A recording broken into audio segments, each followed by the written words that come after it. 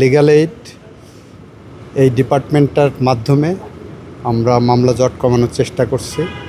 Legal aid ডিপার্টমেন্টের মাধ্যমে সরকার মামলার জট কমানোর চেষ্টা করছে বলে জানিয়েছেন আইন বিচার ও সংসদ বিষয়ক মন্ত্রী আসাদুজ্জামান।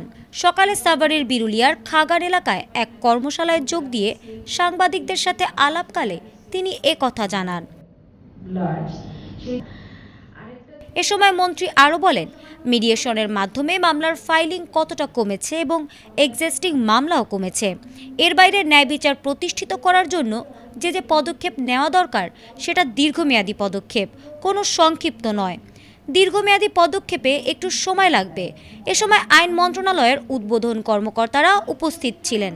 লিগ্যাল এইড এই ডিপার্টমেন্টটার মাধ্যমে আমরা মামলা জট কমানোর চেষ্টা করছি।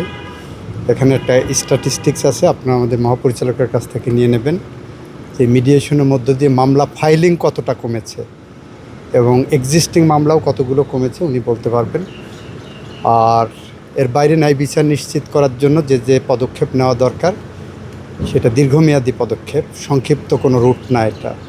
তো দীর্ঘমেয়াদী পদক্ষেপে একটু সময় লাগবে এটা অনুধাবন করতে।